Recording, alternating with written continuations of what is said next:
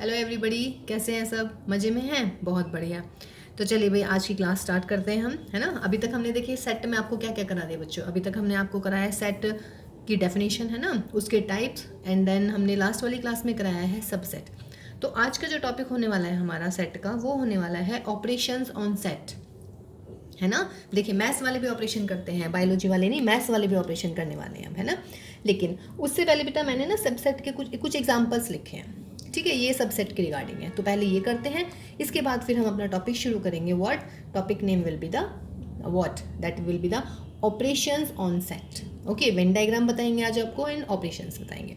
तो चलिए पहले हम ये देखते हैं। देखिए बेटा, ये कुछ पार्ट हैं, 3 पार्ट मैंने लिखे हैं। फर्स्ट पार्ट है कि if A belongs to B and B is a subset of C, this implies A is a subset of C। True और फॉल्स, ठीक है। 5 स्टेटमेंट होंगी, अभी 3 लिखी गई हैं, 2 मैं अभी नेक्स्ट में बताती हूँ।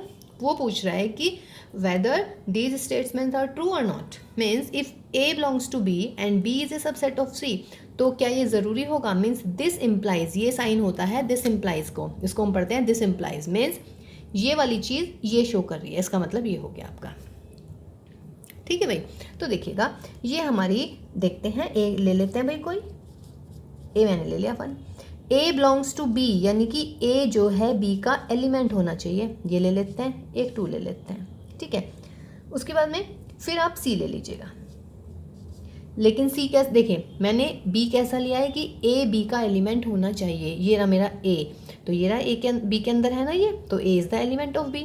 और सी कैसा लेना है कि B is the subset of C. Subset की क्या खास बात होती है कि उसके सारे एलिमेंट हमारे इसमें आने चाहिए, ठीक है। अब बताइएगा, क्या ए सबसेट है सी का? नहीं है, क्योंकि ए का एलिमेंट है 1, बट 1 सी का एलिमेंट नहीं है। या है बेटे? 1 नहीं है सी का एलिमेंट, सी का एलिमेंट क्या है? ये है, ठीक है। तो इसका मतलब ये कंडीशन मेरी क्या होगी? फॉल्स। तो दिस इज द एग्जांपल। ये देखिए मैंने लास्ट क्लास में बिल्कुल आपको क्लियर किया था कि ये सिंगलटन 1 है और ये एलिमेंट 1 है। यहाँ पे 1 ए का एलिमेंट है, लेकिन 1 सी का एलिमेंट नहीं है, तो ए जो है सी का सबसेट नहीं हो सकता। जबकि what I am writing here is A is a subset of C, means this will be the false statement, ठीक है। इस पे आइएगा, ये तो देखने में लग रहा है A is not a subset of B, B is not a subset of C. तो would this implies A is not a subset of C? देखिए देखने में तो लग रहा है, लेकिन देखने में जो चीज़ होती है ज़रूर थोड़ा ना कि वही वो हो जाए। लगाते हैं A is not a subset of B। एक एग्जाम्पल लीजिए जो B का सबसेट नहीं है। फिर आप B ले लीजिएगा। B कैसा लेना है कि A B का सबसेट नहीं होना चाहिए। देखिए A में 1 है, B में 1 नहीं है, तो A not subset of B। B C का सबसेट नहीं होना चाहिए। सी ले लीजिएगा बेटा, 1 2 4 ले लेते हैं भाई। क्या बी सी का सबसेट है? नहीं। क्यों नहीं है? देखिए 1 belongs to A but 1 does not belongs to B, तो इसका मतलब है ए बी का सबसेट नहीं हुआ। यहाँ पे आइए, 3 belongs to B but 3 does not belongs to C, तो इसका मतलब बी सी का सबसेट नहीं हुआ। ये तो हमने ले लिए।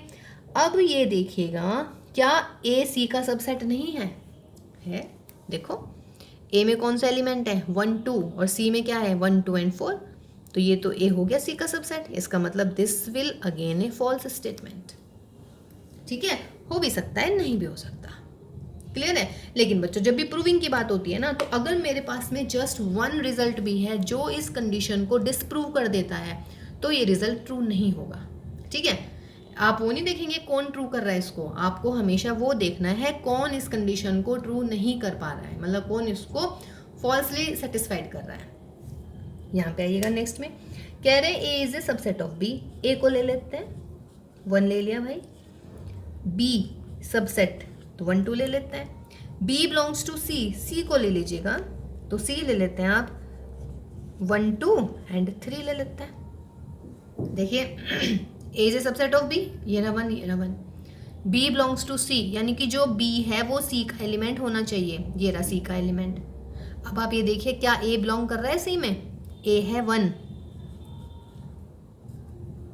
तो 1 तो सी में बिलोंग ही नहीं कर रहा भाई, या कर रहा है? 1 2 है, 1 तो नहीं है, तो उसका मतलब दिस इज अगेन फॉल्स। देखिए क्या बात हो गया, तीनों के तीनों ही फॉल्स स्टेटमेंट लिख दिए हमने, है ना। तो ये क्लियर हुआ बेटा। तो एग्जाम्पल्स आपने ऐसे लेने हैं। अगर if I have a single example for a condition which is not satisfied by this, then the result will be false. हजारों के लिए ट्रू हो जाए, एक के लिए फॉल्स हो जाए, तो उसका मतलब है रिजल्ट ट्रू नहीं है। ठीक है, तो चलिए नेक्स्ट देखते हैं अभी हम। देखिए बेटा नेक्स्ट में क्या कह रहे हैं हम, फोर्थ में, if x belongs to a and a belongs to b, तो क्या लग रहा है x a में है, a b में है, तो उसका मतलब x b में होना चाहिए। यही मतलब है ना इसका। देखते हैं भाई ऐसा पॉसिबल है या नहीं है। सपोज करो बच्चों a मैंने ले लिया 1, ठीक है, b क्या लेना पड़ेगा मुझे, b मुझे लेना पड़ेगा 1 and 2। Why? Because a belongs to b, ये रहा मेरा a, ये पूरा का पूरा एलिमेंट b में, ये दिख गया मुझे, तो a बिलोंग्स टू b आ गया। क्या x बिलोंग्स टू, अब यहाँ पे ले लेती हूँ मैं 1 बिलोंग्स टू a, ठीक है, तो क्या 1 बिलोंग्स टू b है, नहीं है, b में तो सिंगल 1 बन रहा है सिंपल वाला, तो इसका मतलब दिस इज अगेन फॉल्स। अरे भाई सारी की सारी फॉल्स आती जा रही है भाई, ये तो ऐसा कैसे है। चलिए ये देखते हैं, ये है बेटा ट्रू।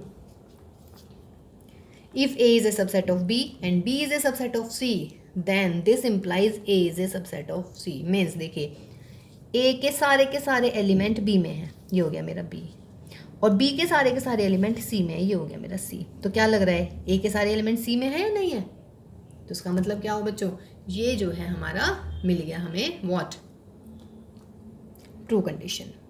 ठीक है, इसको देखिएगा क्या कोई आपको एग्जाम्पल ऐसा मिल रहा है जो इसको सेटिस्फाई ना करे, अगर है तो हमें बता दीजिएगा भाई। ठीक है, तो ये रिजल्ट हमारा हो गया बच्चों ट्रू। इसके अलावा एक एग्जाम्पल और हम करने वाले हैं। देखिए वो भी सबसेट का ही है बच्चों। अगर मान लीजिएगा x है मेरा 4 to n minus 3n minus 1, n belongs to n, what is capital N here, natural number, ठीक है, and y is equal to 9 of n minus 1 such that n belongs to n। पूछ रहे कौन सी condition satisfy होगी, x is a subset of y और y is a set of subset of x। ठीक है, तो देख लेते हैं भाई इसमें क्या करेंगे आप। इसमें n की जगह 1 लिखिएगा। जब मैं n की जगह 1 लिखूंगी, नेचुरल नंबर है ना तो 1 से शुरू होने वाले हैं, n की जगह 1 लिखिए, 4 - 4 यानी कि 0, 0 तो आए 0 आ जाएगा। चलिए फिर आप n की जगह 2 लिखिए, तो क्या आ जाएगा, जब मैं 2 लिखूंगी तो कितना आ जाएगा बेटा, चलिए इसको कर ही लेते हैं क्योंकि सॉल्व भी करना पड़ेगा भैया मुझे, हैं। चलिए n की जगह 1, n की जगह 2, है ना। तो जब आप n की जगह 1 लिख रहे हैं तो पहली वैल्यू आ रही है 4 माइनस यानी कि 0, x is equal to 0। n की जगह 2 लिखिएगा, तो 2 लिखेंगे तो कितना आ जाएगा x, 16 माइनस 3 दूनी 6 माइनस का 1 यानी कि 9। n की जगह 3 लिखे यानी कि 64 माइनस 9 माइनस 1 यानी कि 54। n की जगह 4 लिखे, 4 चौक 16 16 256 माइनस 12 माइनस 1 13 3 243, ऐसे आता चला जाएगा। तो इसका मतलब ऐसे यदि मैं चलती जाऊंगी तो x की वैल्यू आ जाएंगी 0 9 54 and 243 and dash dash dash. अब n की जगह 1 लिखिएगा, y मैं डायरेक्ट लिख देती हूँ। जब मैं n की जगह 1 लिखूंगी तो 1 - 1 0, n की जगह 2 तो 9, n की जगह 3 18, n की जगह 4 27, फिर 5 36, फिर 6 रखेंगे 45, फिर 54 यानी कि 9 के मल्टीपल आ जाएंगे सारे के सारे। बताइएगा कौन सा किसका सबसेट है, 0 है, 9 है, 54 है, ये रहा 243 आगे पड़ेगा कहीं ना कहीं। तो उसका मतलब क्या हुआ, देयरफॉर x इज ए, और प्रॉपर सबसेट बेटा इक्वल नहीं लगाएंगे क्योंकि अनइक्वल सेट्स हैं, बिकॉज यहाँ पे 18 है, यहाँ पे 18 है ही नहीं। ठीक है, तो ये हो गया x is a subset of y। ठीक है बच्चों, तो अब हम इसके बाद देखिए ये सबसेट के एग्जांपल्स हो गए हैं। ठीक है, तो अब हम शुरू करने वाले हैं ऑपरेशंस ऑन सेट। चलिए बेटा देखिएगा, ऑपरेशंस ऑन सेट हम शुरू कर रहे हैं अभी, है ना। सेट के मतलब 2-4 एग्जांपल से करने के बाद सबसे पहले मैं आपको बताती हूँ बेटा Venn diagram. What is Venn diagram. Venn diagram actually क्या होता है, देखिए बहुत सारी चीज़ें होती हैं जब ना आप डायग्राम बना लेते हैं ना, तो डायग्राम से ना बहुत जल्दी चीज़ें समझ में आ जाती हैं, डायग्राम से सवाल हमारा ईजी हो जाता है। ठीक है, तो चलिए फिर हम वेन डायग्राम भी पढ़ते हैं सेट में। देखिए वेन डायग्राम के लिए ना आपको क्या होगा, आपको एक रेक्टेंगल की आवश्यकता पड़ेगी। एक तो आप रेक्टेंगल बनाएंगे, और रेक्टेंगल का मतलब होता है वो यूनिवर्सल सेट रिप्रेजेंट कर रहा है। वेन डायग्राम का मेन क्या है हमारा, कि यूनिवर्सल जो सेट होता है उसको हम एक रेक्टेंगल में शो करते हैं। ठीक है, एक rectangle means that represent the what, universal set. उसके बाद में बेटा जितने भी क्वेश्चंस का जिक्र होता है सेट का, सॉरी जितने भी सेट का क्वेश्चन के अंदर मतलब आप डिफाइन कर रहे हैं, उनको हम शो करते हैं एक सर्कल से। Got my point. Universal set को हमेशा एक रेक्टेंगल बॉक्स बनाएंगे, रेक्टेंगल बनाएंगे, और सेट के लिए हम बनाएंगे सर्कल्स, ठीक है। और उस सेट में जितने एलिमेंट होंगे ना वो उस सर्कल के अंदर लिखे जाएंगे। Means if I am saying कि A is my 1 2 3, Venn diagram में क्या करूँगी, एक सर्कल बना दूंगी, इसके अंदर 1 2 और 3 लिख दूंगी ऐसे। तो ये वेन डायग्राम, वेन रिप्रेजेंटेशन हो गया इसका। मीन्स सेट के अंदर आने चाहिए सारे एलिमेंट जो भी उस सेट के एलिमेंट है। गॉट माई पॉइंट, ठीक है। ठीक, अब और अगर उसकी बात चल रही है भाई यूनिवर्सल की, मान लीजिएगा यही सेट है मेरा, और यूनिवर्सल मैं कह रही हूँ 1 से लेके 6 तक के एलिमेंट है, तो मैंने इसके अंदर एक सर्कल बनाया, सर्कल हो गया मेरा सेट। 1 2 3 तो मैंने एक सेट के अंदर लिख दिया, लेकिन और क्या बचे, 4 5 6। ये होता है वेन डायग्राम। क्लियर है वेन डायग्राम। तो वेन डायग्राम में बेटा क्या करना है आपको, जो यूनिवर्सल सेट होता है हमारा, यूनिवर्सल सेट को दिखाते हैं हम किससे, एक रेक्टेंगल से। मान लीजिएगा 1 2 3 से लेके मेरे 7 तक नंबर है। फिर मैं कह रही हूँ सेट ए है मेरा 2 4 एंड 6। वेन डायग्राम बनाना है भाई इसका, तो रेक्टेंगल से मैं क्या शो करूँगी, यूनिवर्सल। यूनिवर्सल नहीं लिखते हैं पहले, पहले हम सेट को ड्रॉ करेंगे। ये मेरा सेट हो गया एक A, this is my universal set. Set के अंदर लिख लीजिएगा 2 4 6। क्या क्या बच गए यहाँ पे, 1 सेट के बाहर, 2 में लिख चुकी, 3 4 लिख चुकी, 5 और 7 आ जाएगा। तो जो सेट में एलिमेंट नहीं है वो यूनिवर्सल सेट में, यूनिवर्सल सेट के एलिमेंट इस रेक्टेंगल के अंदर आएंगे, है ना। अब देखिए इस रेक्टेंगल के अंदर तो ये भी आ रहा है सारा का सारा, तो ये होगा तो रेक्टेंगल के अंदर ही ना। तो यूनिवर्सल के एलिमेंट 1 2 3 4 5 6 7 और सेट के एलिमेंट 2 4 6, यानी कि जो सर्कल के अंदर है that will be the element of A, और जो इस रेक्टेंगल के अंदर है, चाहे वो सर्कल में हो चाहे सर्कल के बाहर हो, those will be the element of universal set. तो this is my Venn diagram. Okay, now इसके बाद चलते हैं बच्चों ऑपरेशंस की तरफ। ऑपरेशन थिएटर में अब हम घुसने वाले हैं। आपके पास में सेट के लिए 4 ऑपरेशंस हम करेंगे। यूनियन, यू से ऐसे डिनोट करते हैं, इंटरसेक्शन को इस टाइप से डिनोट करते हैं, after that difference, and this is the complement. देखिए डिफरेंस एंड कॉम्प्लीमेंट जो है बच्चों आपके सिलेबस में से इस बार के लिए हटा दिए गए हैं, लेकिन seriously not a tough topic, तो हम इसको कवर करेंगे इसमें, ठीक है। और ज़्यादा टाइम भी नहीं लगेगा इसमें, बहुत ही ईजी रहेगा ये, क्योंकि मुझे फिर आगे ज़रूरत पड़ेगी तब भी मुझे एक्सप्लेन करना पड़ेगा, तो बेटर है कि हम शुरू से एक्सप्लेनेशन के साथ चलते हैं इसमें। ओके, तो चलिए अब हम शुरू करने वाले हैं ऑपरेशंस ऑन सेट। देखिए बेटा यूनियन, फर्स्ट ऑपरेशन हमारा है यूनियन। यूनियन को ऐसे डिनोट करते हैं, ठीक है। अगर कैपिटल बहुत मतलब कैपिटल यू लग रहा है तो वो यूनिवर्सल सेट होता है, अगर सिंपल सा यू है तो उसका मतलब है वो यूनियन के बारे में बात कर रहे हैं। देखिए यूनियन का मतलब ऐसे हम डिनोट करेंगे, 2 सेट का यूनियन, ए यूनियन बी, इसको ऐसे पढ़ते हैं ए यूनियन बी। अब भाई ए यूनियन बी में कैसे एलिमेंट आते हैं, A union B is equal to x such that x belongs to A और x belongs to B. Means A union B के अंदर जितने भी एलिमेंट्स मैं लिखूंगी ना, वो एलिमेंट या तो फर्स्ट सेट से होनी चाहिए या सेकंड सेट से होनी चाहिए। Got my point. A union B contains all the elements, है ना, विच आर आइदर इन ए और इन बी, या तो वो ए में हो या वो बी में हो, और मीन्स या अथवा।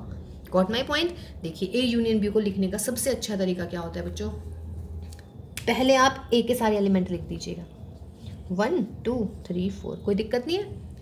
अब बी के एलिमेंट लिखने शुरू कीजिएगा। अब बी के एलिमेंट क्या लिखूंगी मैं, 3 4 में लिखूंगी क्या, नहीं सॉरी 3 लिखूंगी क्या, नहीं, वाई, क्योंकि 3 में लिख चुकी भाई ऑलरेडी, और एक सेट में एक एलिमेंट एक ही बार आता है। 4 लिखूंगी नहीं, वेरी गुड, फिर क्या लिखेंगे 5 and 7, this is my union, ठीक है। अब इस यूनियन का कोई भी एलिमेंट लीजिए 5, तो 5 कहाँ है, बी में है। लीजिए 1 कहाँ है, ए में है। 2 लीजिए 2 कहाँ है, ए में है। 3 कहाँ है, ए में भी है बी में भी है, उससे कोई फर्क नहीं है, ए में भी हो सकता है, मतलब या तो दोनों में हो या एक में हो, है ना, तो उससे कोई फर्क नहीं पड़ने का। लेकिन जो भी एलिमेंट आप देख रहे हैं या तो वो ए में होना चाहिए या वो बी में होना चाहिए, या दोनों में हो जाए, डजेंट मैटर। तो ए यूनियन बी ये होता है, ठीक है। वेन डायग्राम बताती हूँ, लेकिन पहले आपको लिखने का तरीका बताती हूँ। क्या बताया बेटा कि पहले जैसे पी यूनियन क्यू निकालना है, तो what should I do here, मैं पहले पी के सारे एलिमेंट लिख लेती हूँ, फिर क्यू के लिखने शुरू करो। ए नहीं लिखूंगी बिकॉज ए मैं लिख चुकी, बी लिखूंगी, फिर सी भी लिखूंगी, डी लिखूंगी, ई लिखूं बेटा नहीं, क्योंकि ई मैं already written, I have written already, तो क्या आ जाएगा एफ।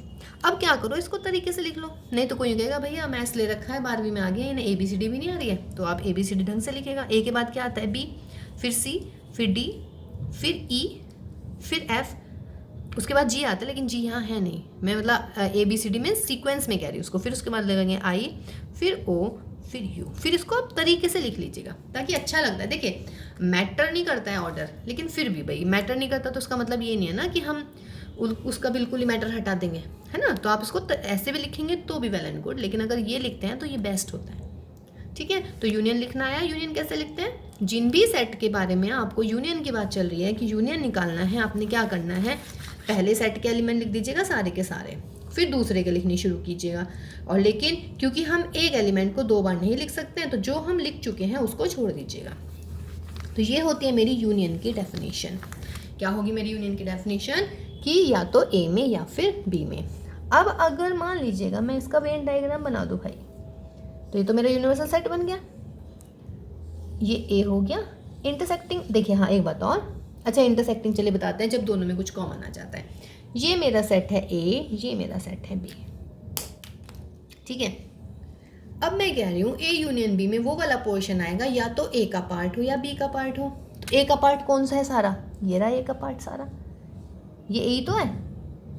और बी का पार्ट कौन सा है, ये सारा का सारा, लेकिन ये मैं ऑलरेडी ले चुकी हूँ, तो उसको दोबारा क्यों रंगूँ भाई मैं, ये लीजिएगा। तो इसका मतलब है यूनियन क्या आ गया, यूनियन आ गया मेरा ये सारा का सारा पूरा, ये और इसके अंदर का सारा पार्ट, ये होता है मेरा what, A union B. This is my Venn diagram, A union B. कोई दिक्कत बेटा इसमें, ठीक है। तो इसको हम पढ़ते हैं ए यूनियन बी, ठीक है। चलिए जी ओके, कोई दिक्कत नहीं है भाई इसमें, मेरे ख्याल से इजी है। मान लीजिएगा ये हुआ ए यूनियन बी, ठीक है। अब अगर सपोज कीजिएगा इसी को मैं वेन डायग्राम से करूँ भाई सवाल को, ये मेरा 2 4 6 8 और बी है मेरा 1 2 3 4 5। यूनिवर्सल लिख लेते हैं इसका पहले तो चाहे तो, ठीक है। तो या चलिए यूनिवर्सल नहीं लिखना है, मुझे ए यूनियन बी बनाना है, यूनिवर्सल लिख लेते हैं भाई, यूनिवर्सल अच्छा लगता है लिखा हुआ। यूनिवर्सल बोले क्या होगा इस सेट का, यूनिवर्सल 1 है स्टार्टिंग, 1 से लेके 2 3 4 5 6 लास्ट क्या है 8 तक कर दीजिएगा। अब 2 सेट बनाइएगा, एक सेट मेरा ए बन गया, एक सेट मेरा बी बन गया। ए 2 4 6, अच्छा एक खास बात और है बेटा, जो ये वाला पोर्शन है ना, ये बीच वाला, ये वो ये कौन सा पोर्शन है, कैसा लग रहा है ये वाला पोर्शन, ये अगर मैं ऐसे देखूँ तो ये ए में भी है, इधर से देख रही हूँ तो ये बी में भी है। याद आ रहा है ये वाला पोर्शन, देखिए ये वाला कैसा है ये पोर्शन, ये बेटा सेट ए का भी है और ये सेट बी का भी है, ये दोनों का सेट, दोनों में है ये वाला। तो इसका मतलब है इस पोर्शन में कौन से एलिमेंट आएंगे, जो ए में भी हैं और बी में भी हैं। कोई है ऐसा एलिमेंट जो ए और बी में है, 2 और 4, तो यहाँ पे 2 आ जाएगा, यहाँ पे 4 आ जाएगा। ए और बी में 2 और 4 है ना, 2 एंड 4 लिख दिया। अब ए को कंप्लीट करो, ए को कैसे कंप्लीट करोगे, 2 4 लिखा हुआ है ऑलरेडी, 2 4 ए के अंदर, ये बच गया 6, ये बच गया 8। बी को कंप्लीट करो, बी को कंप्लीट कैसे करोगे, 1 2 लिखा हुआ है, देखिए ये बी में आ रहा है ना 2, तो दोबारा नहीं लिखूंगी मैं, फिर लिखूंगी 3 4 आया हुआ है और फिर लिख दूंगी 5। और कौन बच गया, 7 बच गया, 7 को बाहर लिख दीजिएगा यूनिवर्सल्स में। क्लियर है, ठीक है। अब देखो अगर मैं कहूँ आपसे what is A union B, तो ए यूनियन बी में देखिए कौन सा पोर्शन आ रहा है, ए और बी वाला सारा। तो देखो ए और बी, तो आप वेन डायग्राम से भी ए यूनियन बी बता सकते हैं, यानी कि जो इसके अंदर जो मैंने अभी ये डायग्राम ये डार्क किया है, इसके अंदर जो आ रहा है वो ए यूनियन बी होगा। देखिएगा ए यूनियन बी क्या निकलेगा, ए यूनियन बी लगाइएगा, इसके अंदर जो आ रहा है 1 2 3 4 5 6 8, 1 2 3 4 5 6 8, यही आ रहा है। तो यदि वेन डायग्राम गिवन है तो आप यूनियन निकाल सकते हैं, मीन्स जो इनके अंदर आ रहे हैं वो आपका यूनियन आ जाएगा, ठीक है। ये तो मैंने ऐसे बता दिया वेन डायग्राम से। और अगर आप इसको ऐसे करें तो करिए जरा, एक एलिमेंट लिख लीजिएगा पहले, क्या आएगा 2 4 6 8, अब बी के लिखने शुरू करो। 1 लिखूंगी, 2 नहीं लिखूंगी, 3 लिखूंगी, 4 नहीं लिखूंगी, 5 लिखूंगी। ढंग से कर लीजिएगा। पहले 1 आएगा, फिर 2 आएगा, 3 4 5 6 और 8 तरीके से लिख लीजिएगा। This is my A union B. देखिए वेन डायग्राम में बताते हैं। एक्चुअली वेन डायग्राम के लिए मुझे पहले इंटरसेक्शन भी बताना था पहले आपको, तभी मैं शुरू करती। बट कोई बात नहीं, स्टिल वैसे बता देती हूँ कि जो इन सर्कल इस वाले एरिया के अंदर आता है जहाँ पे मेरा ये मार्कर चल रहा है, वो सारा ए यूनियन बी आ जाएगा। तो वो ए यूनियन बी हमने यहाँ पर लिख लिया है। ठीक है, कोई दिक्कत नहीं है यूनियन बी में। चलिए जी, नेक्स्ट अब हम करने वाले हैं बेटा ए इंटरसेक्शन बी। ठीक है, तो ए इंटरसेक्शन बी में क्या होगा? अगर आप ए इंटरसेक्शन बी की बात कर रहे हैं तो ए इंटरसेक्शन बी हो जाएगा ऐसे एक्स जो ए में भी होंगे एंड बी में भी होंगे। मीन्स ऐसा पोर्शन जो ए और बी दोनों में होगा। वेन डायग्राम बनाती हूँ उसका, देखिए ये सबसे बढ़िया लगेगा, सबसे इजी लगता है बच्चों को ये वाला। कौन सा पोर्शन है भाई जो ए और बी दोनों में दिख रहा है? ये वाला। तो ये हो गया मेरा ए इंटरसेक्शन बी। क्या हो गया ये मेरा? ए इंटरसेक्शन बी, यानी कि जो ए में भी है और बी में भी है। और देखिए इसको लिखने का तरीका भी बहुत इजी भाई। मान लीजिएगा ए है मेरा सेट ये, बी है मेरा सेट ये, तो मैं पूछ रही हूँ ए इंटरसेक्शन बी निकालिए। तो क्या होगा ए इंटरसेक्शन बी? ऐसे एलिमेंट जो ए में भी है एंड बी में भी है। ए में भी है 2 and 4, तो आंसर क्या आएगा बच्चों इसका? 2 4। क्लियर है इंटरसेक्शन? तो इंटरसेक्शन क्या होता है बेटा? जो ऐसे एलिमेंट जो दोनों सेट में होते हैं। तो कौन कौन है दोनों सेट में? 2 and 4। वेन डायग्राम भी बना लेते हैं आप। देखिए वेन डायग्राम की सबसे अच्छी बात ये होती है, सबसे पहले हम इंटरसेक्शन वाला पोर्शन फिल करते हैं। इंटरसेक्शन यानी कि ये दिस इज कॉल्ड इंटरसेक्शन, यानी कि कॉमन पार्ट। तो कॉमन कौन कौन है इसमें? 2 और 4। तो यहाँ पे 2 लिख दिया, यहाँ पे 4 लिख दिया। ये रहा ए का सर्कल पूरा। ए में क्या लिख चुकी हूँ मैं? 2 and 4, तो कौन बच गया? 6 यहाँ लिख लीजिएगा। बी है ये वाला सर्कल। इस सर्कल के अंदर जो एलिमेंट होंगे वो बी के होंगे। तो बी में कौन आ रहा है? 1 लिख लो। 2 लिख चुकी हूँ, 3 लिख लो, 4 लिख चुकी हूँ। ठीक है ना? इस डायग्राम से बताएंगे A union B. A union B जो इसके अंदर लिखे हैं वो सारे के सारे 1 2 3 4 6 लीजिएगा। कितना इजी हो गया ये यूनियन बी भी। कोई दिक्कत नहीं ना इसमें बेटो बच्चों? तो देखिएगा ये ए इंटरसेक्शन बी, ये आपका मिल गया मुझे ए यूनियन बी। और वेन डायग्राम क्लियर हो गया।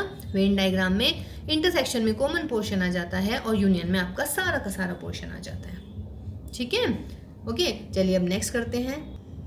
देखिए बेटा एक डेफिनेशन रह गया हमारे डिसजॉइंट सेट। देखिए डिसजॉइंट सेट कैसे होते हैं? डिसजॉइंट सेट्स वो होते हैं जब ए इंटरसेक्शन बी इज 5, मतलब कि ए और बी में कुछ भी कॉमन नहीं है तो वो डिसजॉइंट हो जाते हैं। ठीक है, तो देखिए जब ए और बी में कुछ कॉमन ही नहीं है तो दोनों सेट अलग अलग बनेंगे। मतलब कि अगर मैं इनको ऐसे बना देती हूँ तो यहाँ पे कोई भी एलिमेंट नहीं आएगा इंटरसेक्ट, मतलब जो इनका कॉमन पार्ट है। तो हम ऐसा नहीं बनाएंगे, डिसजॉइंट हम ऐसे बनाएंगे हमेशा। When A union B sorry A intersection B is what? 5। देखिए ए है मेरा ए बी सी, बी है मेरा D E F. A intersection B निकालो बच्चों। ए इंटरसेक्शन बी कुछ है ही नहीं इसमें, है ना? ए इंटरसेक्शन सी निकालना जरा। ए इंटरसेक्शन सी में क्या कॉमन है? ए और सी में क्या कॉमन है? ए। ठीक है, तो जब कॉमन हो जाता है तो हम उनको पढ़ते हैं इंटरसेक्टिंग सेट। क्या पढ़ते हैं? इंटरसेक्टिंग, यानी कि इंटरसेक्ट कर रहे हैं एक दूसरे को। ठीक है ना? ओके, क्लियर है? तो ये इंटरसेक्टिंग होते हैं जब मतलब दोनों में कोई कुछ ना कुछ कॉमन आ जाता है। और जब कॉमन नहीं आता तो हम उसको क्या पढ़ते हैं? Disjoint set. और डिसजॉइंट सेट आप हमेशा ऐसे बनाएंगे अलग अलग, क्योंकि बेटे कुछ कॉमन ही नहीं है उसमें, है ना? तो ये करने की आवश्यकता नहीं, आप ऐसे बनाएंगे उसको। क्लियर है? और देखिएगा यूनियन और इंटरसेक्शन के बारे में एक खास बात है, वो और देखिएगा अब क्या है।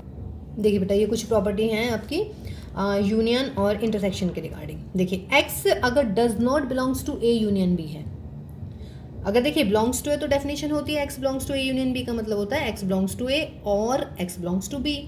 But if I have somewhere written, मतलब I have found somewhere x does not belongs to A union B, इसका मतलब है बच्चों x does not belongs to A and x does not belongs to B, है ना? ये complementary law हो जाते हैं। ठीक है, यूनियन में अगर डज नॉट बिलोंग्स टू लग रहा है तो एंड आ जाता है। ऐसे ही सेकंड में आइएगा, x does not belongs to A intersection B, ठीक है। तो x does not belongs to A, यहाँ पे और आ जाएगा। मीन्स अगर नेगेशन है तो नेगेशन में यूनियन एंड में आंसर देगा और नेगेशन में इंटरसेक्शन और में आंसर देगा। जबकि डेफिनेशन में क्या होता है, यूनियन में और आता है और इंटरसेक्शन में एंड आता है। This is very very much important, ये चीज़ आप ध्यान रखिएगा भाई हमेशा, ठीक है। और एक ये बहुत ही अच्छी प्रॉपर्टी है भाई, बहुत ही बढ़िया प्रॉपर्टी, कि सपोज कीजिए A is a subset of B. अगर बच्चों ए सबसेट है तो ए छोटा है ना बी से, ठीक है। तब देखिएगा तो ए यूनियन बी आ जाएगा बी और ए इंटरसेक्शन बी आ जाएगा व्हाट ए। देखिए अच्छा, सबसेट का डायग्राम वो नहीं बताया मैंने आपको, वेन डायग्राम ना। मान लीजिएगा A is a subset of B, तो ये मेरा ए है। अब मैं कह रही हूँ ए के सारे एलिमेंट बी में है, तो उसका मतलब बी यहाँ हो गया भाई, बी के अंदर ही तो होगा ए, तभी तो वो सबसेट बनेगा, ठीक है। अब देखिएगा union A union B, A union B में कौन सा पोर्शन, जो ए का भी पार्ट है बी का भी पार्ट है, तो ये ए का भी, ये ए का पार्ट हो गया और ये सारा बी का पार्ट हो गया। तो आंसर में क्या दिख गया आपको, बी। तो दिस इज माय आंसर, ठीक है।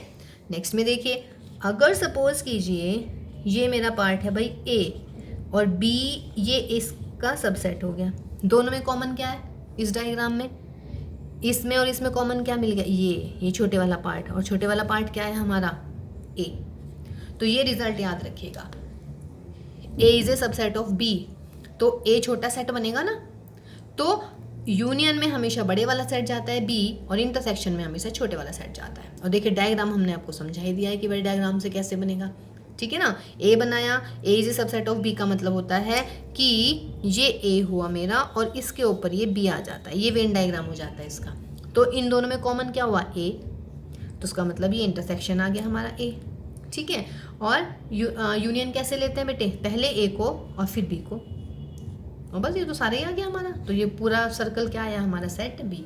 तो ये बहुत इंपॉर्टेंट रिजल्ट है जो आपने याद रखना है, ठीक है। If A is a subset of B then A union B is B and A intersection B is equal to A. Got my point. तो चलिए नेक्स्ट देखते हैं अभी हम। देखिए बेटा नेक्स्ट में है हमारा एक्सरसाइज 1.4, है ना। तो इस एक्सरसाइज के क्वेश्चन है, बहुत ही इजी एक्सरसाइज है बच्चा, बहुत ज़्यादा इजी है, ठीक है। कुछ ही क्वेश्चन हम करेंगे, बाकी आपके लिए होमवर्क ही रहेगा।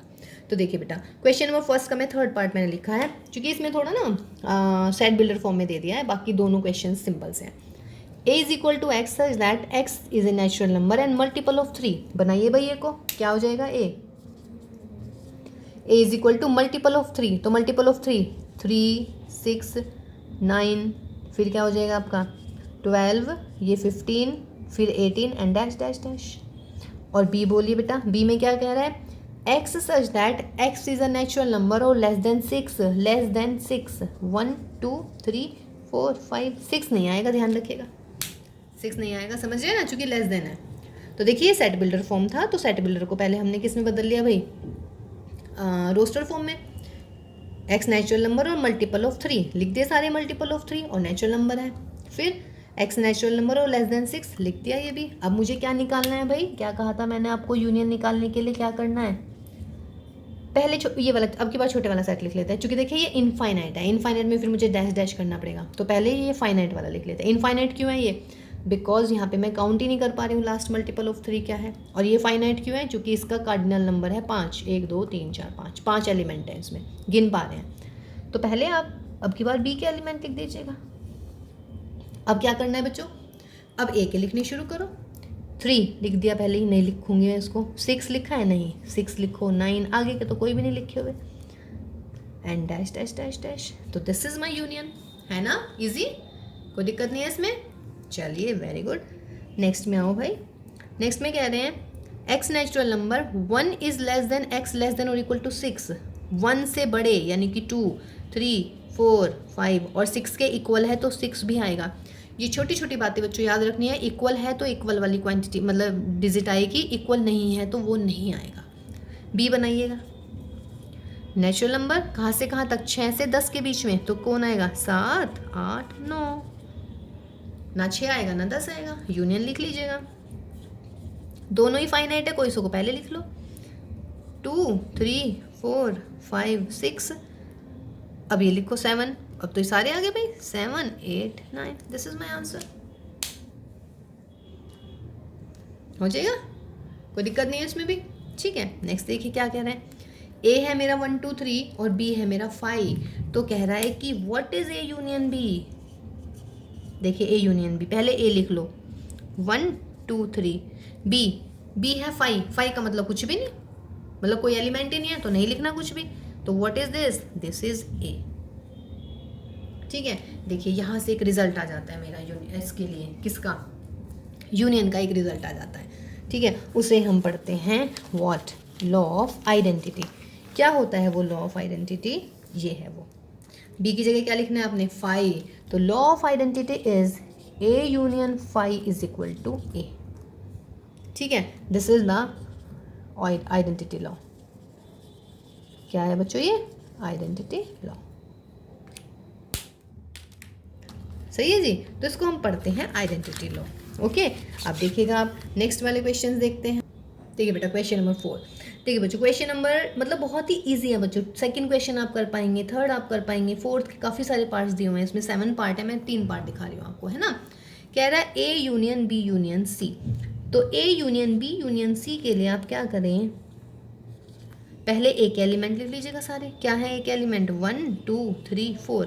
फिर बी के लिखने शुरू कीजिएगा। बी में क्या है, 3 4 नहीं लिखूंगी क्योंकि मैं लिख चुकी 5 6। फिर सी है, सी के लिख लो, 5 6 लिख चुके हैं तो 7 8 खत्म हो गया इजी। या अगर थोड़ा भी टफ लगता है तो पहले ए यूनियन बी निकालिए ए यूनियन बी, 1 2 3 4। फिर बी के साथ यूनियन निकालिए, 3 और 4 में लिख चुकी हूँ, नहीं लिखूंगी, 5 और 6 हो गया यूनियन बी। अब बेटा A union B union C निकाल दीजिएगा, यानी कि इसका पहले आप इसको लिख लीजिए प्रॉपर और फिर सी वाले एलिमेंट ले लीजिएगा। तो सी में क्या आ गया, 7 8।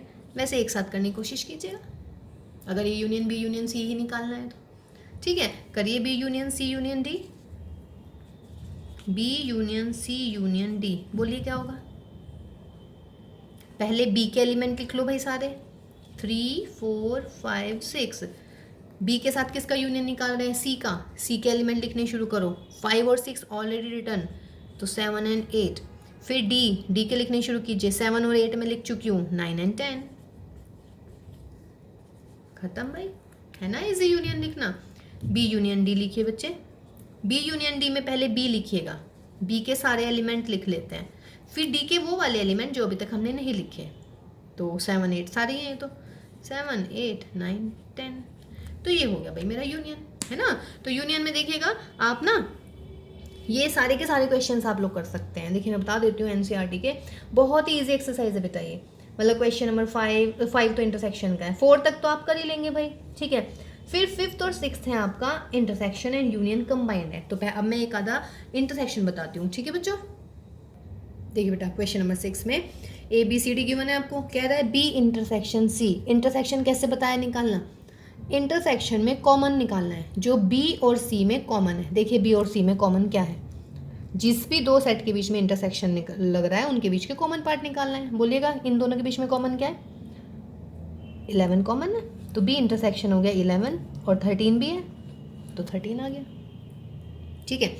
जैसे A intersection C intersection D, यानी कि ए सी और डी में क्या कॉमन है, या तो आप ऐसा कीजिए, इसमें ए इंटरसेक्शन सी निकाल लीजिएगा पहले। तो ए इंटरसेक्शन सी क्या होगा, ए इंटरसेक्शन सी, ए और सी में कॉमन निकालो भाई, ए और सी में क्या कॉमन है, 11।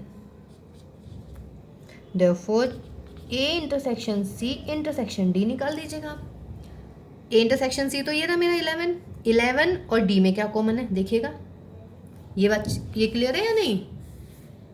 ए इंटरसेक्शन सी इंटरसेक्शन डी निकालना है, तो पहले हमने निकाला ए इंटरसेक्शन सी। ए और सी में जो भी कॉमन है, ए और सी में कॉमन देखिए क्या है, 11 है भाई, दोनों में 11 लिख दिया मैंने। फिर क्या निकालना है मुझे, ए इंटरसेक्शन सी का इंटरसेक्शन निकालना है किसके साथ, डी के साथ।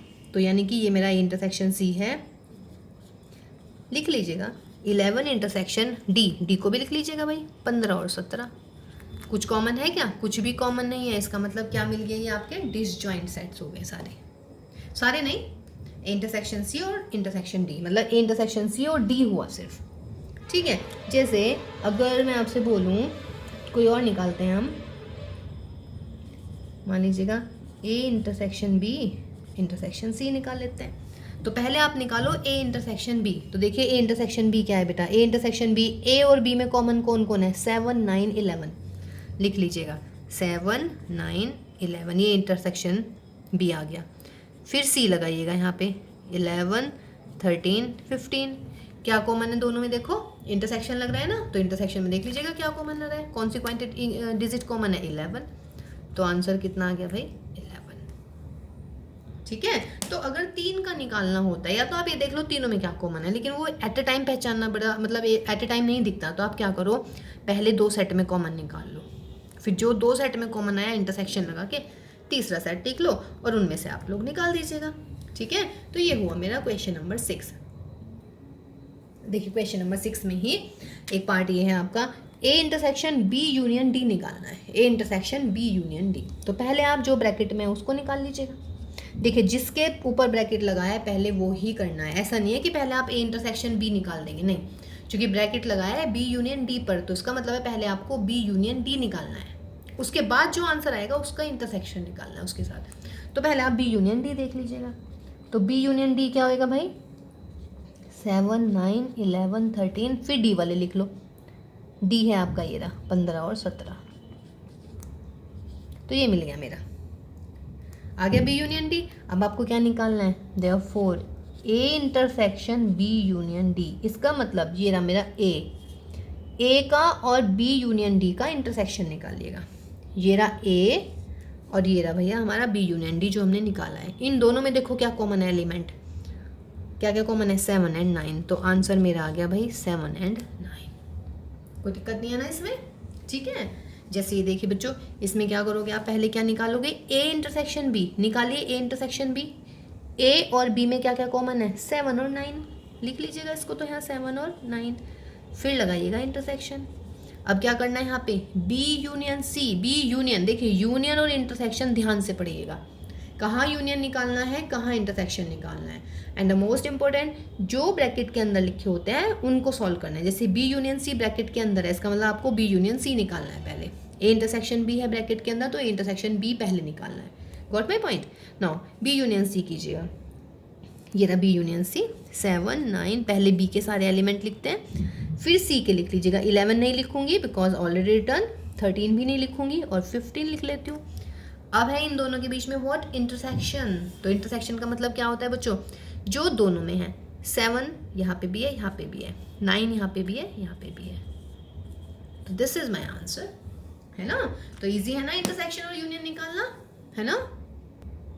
देखिए बेटा क्वेश्चन नंबर 7 में क्या कह रहे हैं, a is equal to x such that x is the natural number. तो पहले हम इसको सेट बिल्डर फॉर्म में दे रखा है, इसको रोस्टर फॉर्म में लिखते हैं, a is equal to x such that x is a natural number. तो x is a natural number शुरू लिख होता है 1 से, 1 2 3 4 5 6 7 8 and dash dash dash, last पता नहीं कितना होता है। बी सेट क्या कह रहे हैं, बी कह रहे हैं x is an even natural number, तो even natural number 2 4 6 8 10 dash dash dash dash. C कह रहा है कि x is an odd natural number, तो ऑड नेचुरल नंबर लिख लीजिएगा भाई। डी कह रहे हैं x is a prime number, prime 2 3 5 7 फिर 11 एंड डैश डैश डैश, ठीक है। अब देखिए क्या क्या बोल रहे हैं, कह रहे हैं ए इंटरसेक्शन बी, ए और बी में क्या कॉमन दिख रहा है भाई, ये रहा ए ये रहा बी, क्या कॉमन है ए और बी में, 2 4 6 8 10 dash dash dash. What is this, this is B या नहीं, आ गया ना बी, ठीक है। कौन सी कंडीशन में आता है, A intersection B is B when, इसका मतलब ये इंटरसेक्शन में छोटे वाला सेट आता है, और छोटे वाले सेट का मतलब क्या है कि ये इसका सबसेट होना चाहिए। क्लियर है यहाँ पे, B is the subset of A, देख लीजिएगा बी सबसेट है ए का। और कोई सबसेट है ए का, कौन है, सी, सी देखिए सी भी सबसेट है ए का, या नहीं है ना। सी के सारे एलिमेंट है भाई ए के अंदर, तो उसका मतलब है ए इंटरसेक्शन सी भी क्या आना चाहिए, बोलिए। ए और सी में क्या कॉमन है, 1 3 5 7 9 dash dash dash, and what is this, this is C. और ये भी क्यों, बिकॉज सी जो है सबसेट मिल गया ए का, ये हमने आपको रिजल्ट बताया है ना, आज प्रॉपर्टी बताई है ना ये हमने, ठीक है बेटा। ऐसे ही फिर कह रहा है ए इंटरसेक्शन डी निकालिएगा, ए इंटरसेक्शन डी देखिएगा क्या होगा, ए और डी में क्या कॉमन है भाई, 2 3 5 7 11 and dash dash dash. What is this? This is D. तो उसका मतलब है D is a subset of A. दिख ही रहा है ये तो, डी के सारे एलिमेंट हैं ये के अंदर, ठीक है। बी इंटरसेक्शन सी, बी और सी में क्या कॉमन है बोलिए? B intersection C, intersection means common. Set B यानी कि इवन और ऑड में कुछ कॉमन होता है क्या? कुछ भी कॉमन नहीं होता, इसका मतलब फाई। और जब इंटरसेक्शन फाई होता है तो हम उसको क्या पढ़ते हैं? Disjoint set. वेरी गुड, याद है भाई, इसको हम पढ़ते हैं बच्चों disjoint set. B intersection D बोलिए क्या होगा? बी और डी में क्या कॉमन है भाई? देखिएगा बी और डी में क्या कॉमन है। बी इंटरसेक्शन डी, ये रहा मेरा सेट बी, ये रहा मेरा डी। बी और डी में कॉमन आ गया सिर्फ दो, एक ही एलिमेंट है। जब एक एलिमेंट होता है तो उस सेट को क्या पढ़ते हैं हम? Singleton set. बहुत बढ़िया, इसको हम पढ़ते हैं सिंगलटन सेट। तो ये सिंगलटन सेट आ गया। फिर कह रहा है बेटा सी इंटरसेक्शन डी, सी और डी में क्या कॉमन है भाई? सी और डी में कुछ कॉमन है? 3 5 7 11 एंड डैश डैश। आगे आते चले जाएंगे, जो भी है लास्ट तो हमें पता ही नहीं चलने का। तो इजी है ना ये वाला क्वेश्चन। तो एक क्वेश्चन और करते हैं हम इसके बाद में। देखिए बेटा क्वेश्चन नंबर 8 कह रहे हैं कि which of the following pair of sets are disjoint. कौन कौन से सेट डिसजॉइंट है? चलिए जी देखते हैं। ये वाला सेट है मेरा 1 2 3 4, ये वाला। चलिए ये तो मेरा मिल गया भाई 1 2 3 4, ये मिलाइएगा। X belongs to what? Natural number. Natural number होना चाहिए और कैसा? 4 से बड़ा और 6 से छोटा, और 4 भी इंक्लूड है तो 4 भी आ जाएगा, 5 आ जाएगा। 6 से छोटा है, लेस देन 6 है तो 6 नहीं आएगा। इंटरसेक्शन देखिए क्या इन दोनों का? इंटरसेक्शन है 4, तो ये तो सिंगलटन, वो सॉरी ये तो है ही नहीं भाई, डिसजॉइंट नहीं है। डिसजॉइंट के लिए यूनियन क्या होना चाहिए? डिसजॉइंट के लिए यूनियन आना चाहिए 5, तो दिस इज नॉट डिसजॉइंट। ये आइएगा, इन दोनों का यूनियन निकालिएगा, सॉरी इंटरसेक्शन। क्या कॉमन है दोनों में? ई। लो भाई, ये भी डिसजॉइंट नहीं हुआ, क्योंकि बेटा डिसजॉइंट सेट कब होते हैं? डिसजॉइंट सेट वो होते हैं जब दोनों का इंटरसेक्शन 5 आ जाए। जैसे कि ये इवन इंटीजर्स हो गए 2 4 6 8 10 डैश डैश डैश। इसका इंटरसेक्शन निकालना है किसके साथ? Odd integers 1 3 5 dash dash dash. कुछ कॉमन है? नहीं। इवन और ऑड में तो कुछ भी कॉमन नहीं होता। तो फिलहाल ये वाला जो सेट बना, ये बन गया मेरा कौन सा बेटा? डिसजॉइंट सेट, ठीक है। देखिए बेटा क्वेश्चन नंबर 12 इसमें पूछ रहा है कि लिखा हुआ है कि these are the disjoint set, these are the disjoint set, these are the disjoint set। कह रहे हैं कि कौन कौन सी कंडीशन ट्रू है और कौन कौन सी फॉल्स है। जस्टिफाई योर आंसर, ठीक है। तो जस्टिफिकेशन मीन्स डिसजॉइंट अगर है तो क्यों है, डिसजॉइंट अगर नहीं है तो क्यों नहीं है। Got my point. अब डिसजॉइंट कब होते हैं भाई? डिसजॉइंट तब होते हैं जब उनका इंटरसेक्शन क्या आ जाए? हमारा 5 आ जाए। इन दोनों का इंटरसेक्शन निकालिए, बोलिए इन दोनों का इंटरसेक्शन। इंटरसेक्शन मीन्स कॉमन क्या है? 3, तो ये तो डिसजॉइंट नहीं हुआ, इसका मतलब फॉल्स हो गया। AEIOU ABCD, इसमें क्या कॉमन है भाई? कॉमन है आपका A, इसका मतलब ये भी डिसजॉइंट नहीं है, ये भी फॉल्स हो गया। 2 6 10 12 3 7 11 15 कुछ भी कॉमन नहीं है, इसका मतलब है इंटरसेक्शन आ गया 5, तो उसका मतलब ये आ गई मेरी कंडीशन ट्रू। 2 6 10 3 7 11 दोनों में कुछ कॉमन दिख रहा है? कुछ भी कॉमन नहीं है, तो इंटरसेक्शन इज 5, इसका मतलब this is again true. These are the disjoint sets, ठीक है बच्चों। तो चलिए भाई आज की क्लास में इतना ही। अभी हमारे इसमें डिफरेंस रह गया है भाई, है ना। डिफरेंस हम करेंगे बच्चों नेक्स्ट क्लास में, और यूनियन और इंटरसेक्शन की प्रॉपर्टी करेंगे नेक्स्ट क्लास में, और यूनियन और इंटरसेक्शन की प्रॉपर्टी के प्रूफ करेंगे वेन डायग्राम की हेल्प से, ठीक है। तो मिलते हैं भाई नेक्स्ट क्लास में। टिल देन आप लोग अपना ध्यान रखिएगा, सेफ रहिएगा, और सेफ कैसे रहेंगे? घर में ही रहिएगा आप लोग, ठीक है बच्चों। तो till then bye bye, have a nice day.